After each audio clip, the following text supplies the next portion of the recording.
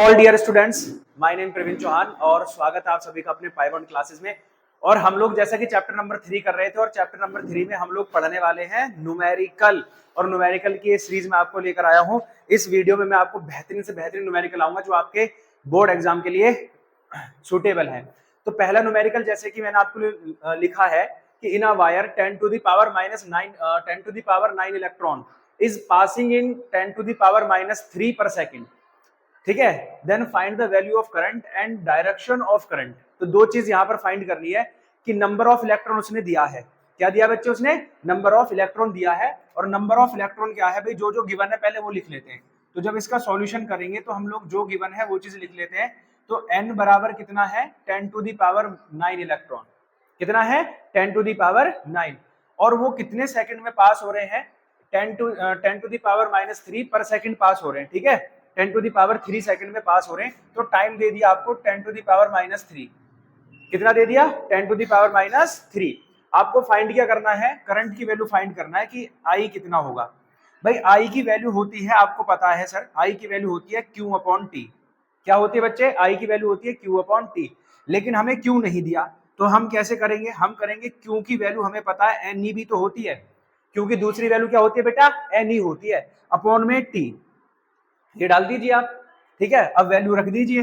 तो I बराबर n की वैल्यू कितना है? 10 की पावर 9। और ये कितना है? 1.6 into 10 to the power -19 upon t कितना है? 10 टू दी पावर -3। कितना है बेटे? 10 टू दी पावर -3।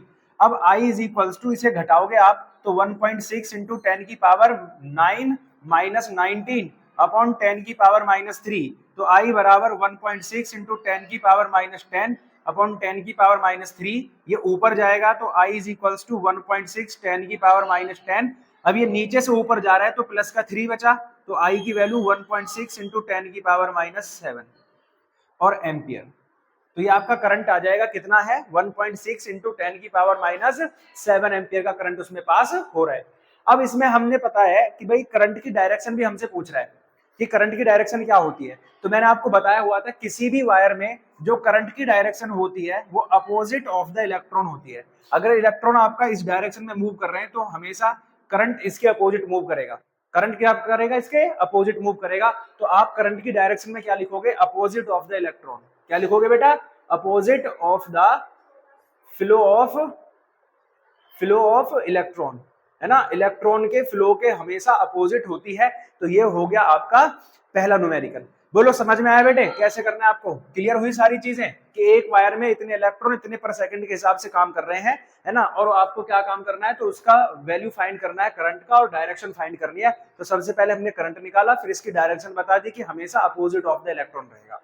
ठीक है, तो सॉल्व लिख लो इसको, स्क्रीनशॉट ले लो इसका, फिर आगे चलते हैं हम लोग फटाफट से। डायरेक्शन जो होती है हमेशा करंट इसके इलेक्ट्रॉन के अपोजिट होती है। ये मैं आपको पहले बता चुका हूं कि अगर इलेक्ट्रॉन इधर पास कर रहे हैं तो करंट आपका इधर पास होगा, और अगर इलेक्ट्रॉन इधर मूव कर रहे हैं तो करंट हमेशा इसके अपोजिट पास होता है। तो जिधर इलेक्ट्रॉन मूव करते हैं करंट उसके अपोजिट मूव करता है। क्लियर हुई बात? कराते हैं। तो बच्चों अब हमारे नेक्स्ट क्वेश्चन है सेकंड क्वेश्चन। और सेकंड क्वेश्चन में क्या कह रहा है कि number of electron in a conductor is that one, कि एक कंडक्टर में नंबर ऑफ इलेक्ट्रॉन जो है वो कितने हैं? 2 इंटू 10 की पावर 28 है ना? पर मीटर क्यूब पर कितने इलेक्ट्रॉन है? 2 इंटू 10 की पावर 28। और इसका जो ड्रिफ्ट वेलोसिटी है वो कितना है? 1 सेंटीमीटर पर सेकंड है। देखो, है ना? कितना है? 1 सेंटीमीटर पर सेकंड है। तो हमें क्या फाइंड करना है? इसकी करंट डेंसिटी फाइंड करनी है। क्या फाइंड करना है बेटा? इसकी करंट डेंसिटी। तो अगर हमें इसकी करंट डेंसिटी फाइंड करनी है तो वो होती है I is equals to J/A। भाई हमें ये पता होना चाहिए कि करंट डेंसिटी का फॉर्मूला क्या होता है कि हमेशा, sorry, J is equals to I/A। कितना होता है बेटे? J is equals to I/A। J आपकी करंट डेंसिटी है, I आपका करंट है और A4 आपका एरिया है।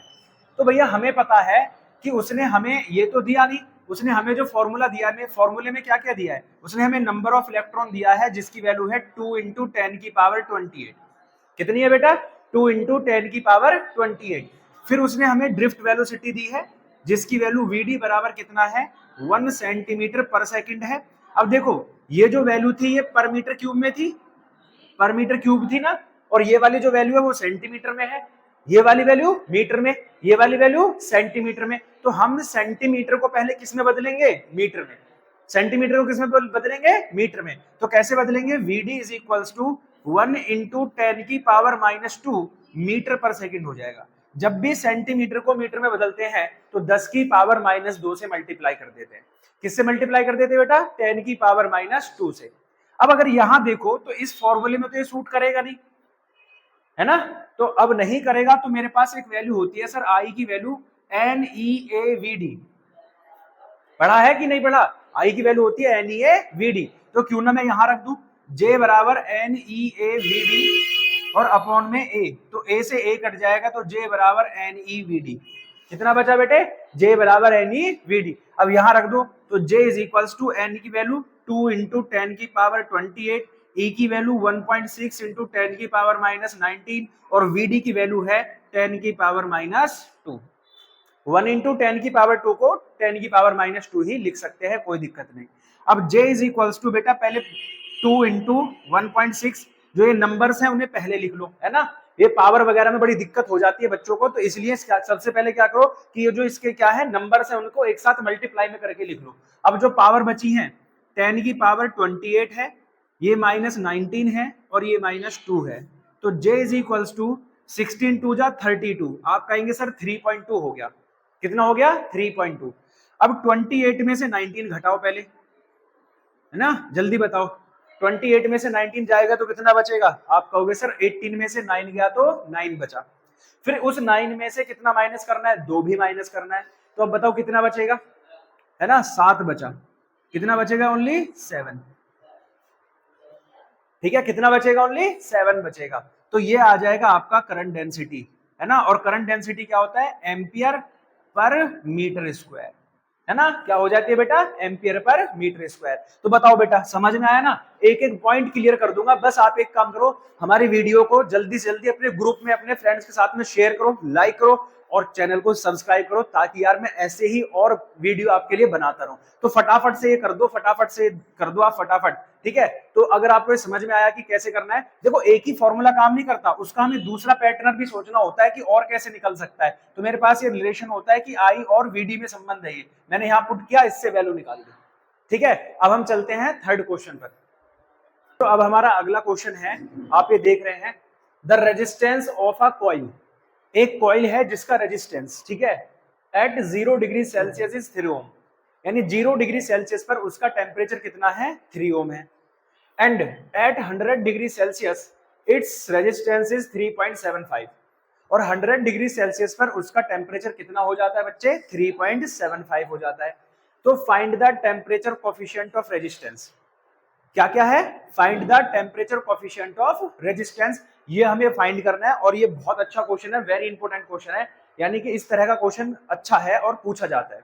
तो मैं आपको समझा दूं कि भैया पहले इसका फॉर्मूला मैं आपको बता दूं कि अल्फा बराबर होता है RT minus R0 upon R0 और T2 माइनस T1, या T2 माइनस, हाँ ऐसे मान लो T2 माइनस T1।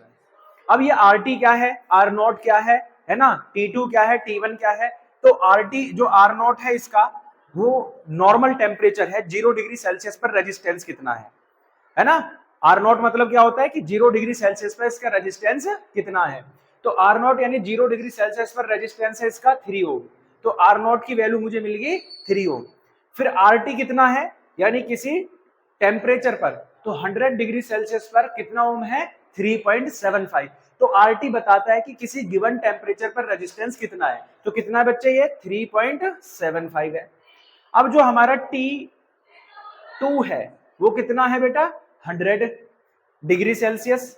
और जो हमारा T0 है या T1 है वो कितना है? 0 डिग्री सेल्सियस। तो अब मैं इस वैल्यू को यहां पुट करूंगा और मुझे क्या मिल जाएगा? अल्फा मिल जाएगा। क्या मिल जाएगा मुझे? अल्फा। तो निकालते हैं फटाफट से। अल्फा बराबर RT कितना है? 3.75 माइनस R0 कितना है? 3 अपॉन R0 की वैल्यू कितना बच्चे? 3 अपॉन 100 माइनस, सॉरी 100 माइनस 0, यही तो हो जाएगा। अब क्या करेंगे? अल्फा बराबर 3.75 में से 3 घटाओगे तो 0.75 अपॉन 3 इंटू 100 अपॉन 3 इंटू 100। अब आपको पता है कि अगर 3 से 75 को काटोगे तो 0.25 बचेगा। कितना बचेगा बेटा? 0.25। अल्फा इज इक्वल्स टू हो गया 0.25 अपॉन 100। अब 100 को मैं ऐसे लिख सकता हूं ना, इस 100 को 10 की पावर +2 कर सकता हूं। 100 को 10 की पावर 2 किया जा सकता है कि नहीं? अब ये 10 की पावर 2 को हम कहां लेकर जाएंगे? ऊपर लेकर जाएंगे। तो अल्फा बराबर हो गया 0.25 इंटू 10 की पावर -2। इसे और क्या लिख सकते हैं? तो इसे लिखा जा सकता है अल्फा इज इक्वल्स टू 2.5 और 10 की पावर -3। क्या लिखा जा सकता है इसको? 2.5 इंटू 10 की पावर कितना? जल्दी बताओ। -3 लिखा जा सकता है, और इसका होता है पर डिग्री सेल्सियस। ठीक है, डिग्री सेल्सियस इनवर्स। ठीक है, डिग्री सेल्सियस इनवर्स। इसका ऐसा यूनिट क्या होता है? Degree Celsius inverse. तो आपको अल्फा मिल गया, कितना आया? 2.5 इंटू 10 की पावर -3। और यही क्या होता है? हमारा टेम्परेचर कोफिशिएंट ऑफ रेजिस्टेंस। क्या है? यही हमारा टेम्परेचर रेजिस्टेंस ऑफ कोफिशिएंट है। तो ये वैल्यू समझ में आई कैसे करना है ना? इसके ऊपर कोई सा भी क्वेश्चन आ जाए तो आप कर देंगे, कोई दिक्कत तो नहीं है? वेरी गुड, लिख लो। तो बच्चों अगला क्वेश्चन है हमारा, फटाफट से देखो, इंपॉर्टेंट क्वेश्चन है ये भी। ठीक है, इस तरह के क्वेश्चन और पूछे जाते हैं। क्या कह रहा है? The current of 0.4 ampere is drawn from the cell. यानी एक सेल से हम कितना एम्पियर का करंट ले रहे हैं? 0.4 एम्पियर का करंट ले रहे हैं। Then its potential difference be 1.6 volt. तो उसका पोटेंशियल डिफरेंस कितना हो जाता है? 1.6 वोल्ट हो जाता है। यानी जब जब मैं उससे 0.4 एम्पियर का करंट लेता हूं तो उसका पोटेंशियल 1.6 वोल्ट हो जाता है। और अगर उसी सेल से हम 0.6 एम्पियर का करंट ले रहे हैं, कितना करंट ले रहे हैं बेटा? 0.6 एम्पियर का करंट ले रहे हैं, तो उसका पोटेंशियल डिफरेंस 1.3 वोल्ट हो जाता है। कितना हो जाता है उसका potential difference? 1.3 volt. Then find the internal resistance and EMF of cell. तो उस सेल का हमें इंटरनल रेजिस्टेंस भी फाइंड करना है और उस सेल का हमें ईएमएफ भी फाइंड करना है। तो अब सबसे पहले देख लो कि क्या क्या चीज हमें गिवन है। तो सॉल्यूशन जब हम कर रहे हैं तो सबसे पहले गिवन डाल लेते हैं। तो हम मान लेते हैं I1 हमें दिया है 0.4 एम्पियर और पोटेंशियल डिफरेंस V1 दिया है हमें 1.6 वोल्ट। फिर I2 दिया है आपको बेटा कितना है? 0.6 एम्पियर। और V2 आपको दिया है कितना? 1.3। अच्छा, सेल तो एक ही है, सेल में तो कोई कमी नहीं हो रही ना, सेल तो एक ही है। तो सेल का जो ईएमएफ है वो यहां भी ई रहेगा और यहां भी ई रहेगा। इसका जो इंटरनल रेजिस्टेंस है वो भी चेंज नहीं होगा, तो वो भी आर रहेगा और वो यहां भी आर रहेगा। बोलो कोई दिक्कत? अरे सेल वही सेल है, उसी सेल से पहले भी काम हो रहा है और उसी सेल से बाद में भी काम हो रहा है। तो सेल तो एक ही है ना, तो सेल का ईएमएफ थोड़ी चेंज हो जाएगा। सेल का जो ईएमएफ वो यही रहेगा। बस करंट हम ड्रॉन कर रहे हैं जिससे वैल्यू पोटेंशियल डिफरेंस की ऊपर नीचे हो रही है। तो ईएमएफ और रेजिस्टेंस दोनों जगह क्या रहेगा? सेम रहेगा। यहां भी ईएमएफ देखें तो ई रहेगा और यहां भी ईएमएफ देखें तो ई रहेगा। इंटरनल रेजिस्टेंस यहां भी आर रहेगा और यहां पर भी आर रहेगा। तो हमारे पास एक फॉर्मूला होता है बेटे, एक रिलेशन होता है ईएमएफ, पोटेंशियल डिफरेंस और इंटरनल रेजिस्टेंस में। और वो फॉर्मूला क्या होता है? V is equals to E minus I R. तो V नहीं है, कितना है? V1 है। I नहीं है, कितना है? I1 है। तो पहली इक्वेशन में पुट कर देते हैं हम इस वैल्यू को। तो पहली इक्वेशन में जब हम पुट करेंगे कितना हो जाएगा? V की वैल्यू 1.6, E हमें पता नहीं है, I कितना है? 0.4 इंटू R। बोलो कोई दिक्कत? फिर ऐसे ही दूसरी इक्वेशन में पुट करेंगे तो V2 is equals to E minus I2R। अब V2 की वैल्यू कितना जल्दी बताओ बेटे? आप कहोगे सर 1.3 और E सेम है, I2 की वैल्यू कितना है? 0.6 और इंटू R। अब इसको मान लो ये इक्वेशन नंबर फर्स्ट है और ये इक्वेशन नंबर सेकंड है। तो आपने 10th क्लास में एलिमिनेशन मेथड पढ़ा होगा, पढ़ा है कि नहीं? बस उसी को हमें लगाना है। कितना हो गया भाई, है ना? एलिमिनेशन मेथड यूज करेंगे। 1.6 is equals to E minus 0.4R और यहां रखोगे तो 1.3 is equals to E minus 0.6R। कोई दिक्कत? अब हम इसको माइनस कर देते हैं। तो 1.6 में से 1.3 गया तो 0.3। कोई दिक्कत इसमें आ रहा है? ठीक है, इज इक्वल्स टू ये कट गया। देखो अब ये प्लस का बन गया 0.6 और माइनस का हो गया 0.4। तो प्लस में से गया तो कितना बचेगा? 0.2R। कितना बचेगा बेटा? 0.2R। अब इसको इधर लेकर आएंगे तो वैल्यू हो जाएगी 0.3। कितना हो जाएगा? 0.3 इज इक्वल्स टू 0.2R। इसको इधर लेकर आइए 0.3 upon 0.2 is equals to R, point से पॉइंट कट गया तो 3/2 इज इक्वल्स टू आर, और इसे काट दोगे तो आर की वैल्यू आ जाएगी 1.5 ओम। कितना आ जाएगी बेटे? 1.5 ओम। तो इस तरह से हमें इंटरनल रेजिस्टेंस मिल गया कि नहीं मिल गया? बताओ जल्दी से फटाफट। तो हमें इंटरनल रेजिस्टेंस मिल गया कि उस सेल का इंटरनल रेजिस्टेंस है 1.5 ओम। अब हम इनमें से किसी एक इक्वेशन में रखेंगे वैल्यू को, या तो पहली इक्वेशन में रख लो या फिर दूसरी इक्वेशन में रख लो, दोनों में से किसी एक में रख लो, हमें ई भी मिल जाएगा। ठीक है, जैसे पहली इक्वेशन में रखते हैं 1.6 ई माइनस 0.4 इंटू 3/2 कर लो। कितना कर लोगे? 3/2। 1.5 को 3/2 लिखा था ना, तो अब 2 से ये कट जाएगा 0.2 टाइम, तो 1.6 is equals to E minus 3 2 जा 6, तो ये भी 0.6 हो गया, है ना। अब ये माइनस है, इधर आएगा तो किसका बनेगा बेटा? प्लस का बनेगा। तो 1.6 में कितना ऐड कर दोगे? 0.6 ऐड कर दोगे। अब आप ऐड करोगे तो 6 और 6 12, और ये 2 वोल्ट ई आ गया। तो ईएमएफ कितना उस सेल का? 2.2 वोल्ट है। तो इस तरह हम उस सेल का क्या निकाल सकते हैं? हम उसका इंटरनल रेजिस्टेंस भी फाइंड कर सकते हैं और हम उसका ईएमएफ भी फाइंड कर सकते हैं। आई होप आपको सारी बात क्लियर हो रही होंगी और सारी चीजें समझ में आ रही होंगी। तो बच्चे जल्दी से फटाफट वीडियो को लाइक करो, शेयर करो, एंड यार चैनल को सब्सक्राइब कर दो। Your subscription gives us motivation to do that. ठीक है, तो फटाफट से करो यार। देखो बच्चों, ये डायग्राम देखो फटाफट से, क्या दिया हुआ है हमें इसमें? एक ट्राइंगल है जिसके हर एक साइड से 30-30 ओम का रेजिस्टेंस जोड़ा गया है। कितने ओम का? 30-30 ओम का इसमें रेजिस्टेंस कनेक्ट कर दिया गया है। ठीक है, यहाँ भी 30 ओम, यहाँ भी 30 ओम, और यहाँ भी 30 ओम का रेजिस्टेंस कनेक्ट कर दिया गया है। और एक बैटरी है जिसको 2 वोल्ट से जोड़ दिया गया है, और हमसे पूछ रहा है कि इसमें जो करंट पास हो रहा है उसकी वैल्यू फाइंड करो। तो पहले इस रेजिस्टेंस को देखो कि यहाँ से जो वायर जोड़ा गया है, तो ये जो लाइन है इसकी ये अलग होगी, ये सेपरेट लाइन होगी, और ये जो लाइन है ये दोनों एक ही साथ कनेक्शन में है, तो ये दोनों किसमें हो गए? आपके सीरीज में। किसमें हो जाएंगे? ये सीरीज में। तो इनको मैं नाम दे देता हूं, R1, R2 और R3। तो आप क्या लिखेंगे कि R1 and R2 is in series. R1 और R2 किसमें है बेटा? सीरीज में है। और जब ये सीरीज में है तो सीरीज का फॉर्मूला होता है R is equals to R1 plus R2। तो R is equals to 30 plus 30, तो R की वैल्यू कितनी आ गई भाई? R डैश की वैल्यू कितनी आ गई? फटाफट से बताओ। 60 ओम। कितनी ओम आ गई बच्चे? 60 ओम। अब ये जो दोनों थे, इन दोनों को मिलाकर, ठीक है ध्यान से सुनना, इन दोनों को मिलाकर एक हो गया, और उसकी वैल्यू कितनी आई है? 60 ओम। अब ये वाला जो है और ये वाला जो है, ये दोनों किसमें हो जाएंगे? पैरेलल में। किसमें हो जाएंगे जल्दी बताओ? पैरेलल यानी समांतर क्रम में। तो आप लिखोगे R dash and R3 are in parallel. ठीक है, R डैश और R3 किसमें है? पैरेलल में है। तो लगा दो फटाफट से, कितना लगाओगे? 1/r इज इक्वल्स टू 1/60 और 1/30। तो 1/r इज इक्वल्स टू कितना हो जाएगा भाई? ये 60 हो जाएगा। कितना हो जाएगा? ये 60 हो जाएगा। तो यहाँ 1 रहेगा और यहाँ पर 2 रहेगा। कितना आ गया भाई? 1/r इज इक्वल्स टू, आप कहोगे सर 3/60, तो आप लिख दोगे r इज इक्वल्स टू 60/3। 3 से इसको काटोगे तो r की वैल्यू आ गई 20। कितनी आ गई? 20। लेकिन हमें r नहीं चाहिए, हमें टोटल r मिल गया। टोटल r है हमारे पास 20, कि इस पूरे जो ये ट्राइंगल है इसका रेजिस्टेंस कितना आ गया? 20। तो क्या हमें टोटल रेजिस्टेंस चाहिए था? आप कहोगे सर नहीं, हमें तो क्या चाहिए था? करंट चाहिए था। तो v इज इक्वल्स टू होता है IR, है ना। और v की वैल्यू कितना दिया इसने? 2 वोल्ट। I हमें निकालना है, और r की वैल्यू कितनी आ गई है? 20 ओम। r की वैल्यू कितनी आ गई है? 20 ओम। ये इधर पहुंचेगा तो 2/20 इज इक्वल्स टू I। इसे आप काटोगे तो ये 1/10 आ जाएगा, और 1/10 को हम 0.1 एम्पियर लिख सकते हैं।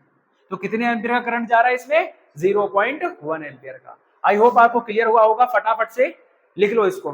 जबरदस्त क्वेश्चन आप लोगों के लिए, फटाफट से। ठीक है, ये हमारा व्हीटस्टोन ब्रिज, ठीक है, व्हीटस्टोन ब्रिज बनकर तैयार है, और इसमें यहाँ पर 15 ओम, 30 ओम, 6 ओम और ये R है ना। आसान लग रहा है कि R तो ऐसे ही निकाल देंगे यार, व्हीटस्टोन के तो फॉर्मूला लगाना है, लेकिन अंतर क्या है यहाँ कि हमें करंट भी फाइंड करना है, I1 और I2। क्या फाइंड करना है हमें? करंट की वैल्यू I1 एंड I2 भी फाइंड करनी है।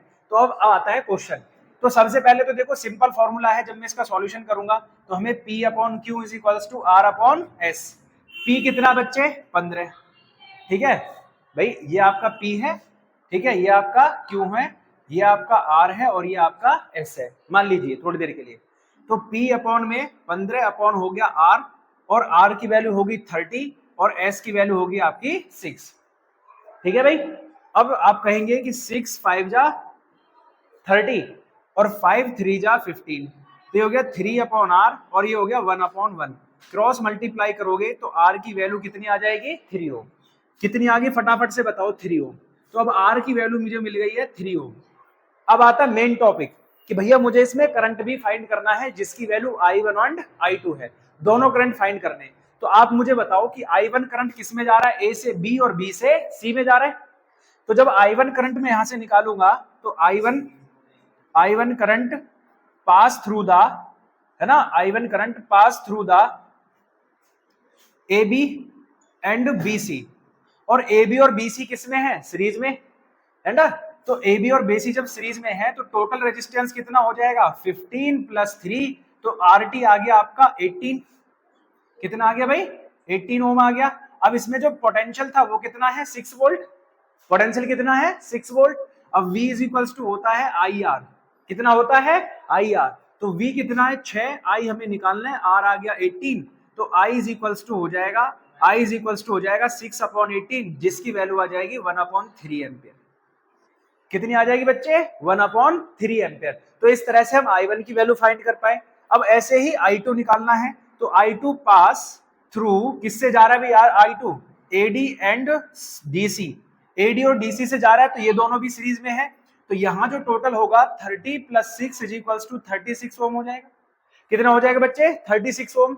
और अगर मुझे यहाँ करंट निकालना है तो V is equals to IR, है ना, V is equals to IR। V की वैल्यू यहाँ भी 6, I2 निकालना है, और R है आपका 36, तो 6 upon 36 is equals to I2, तो I2 की वैल्यू हो जाएगी 1/6 एम्पियर।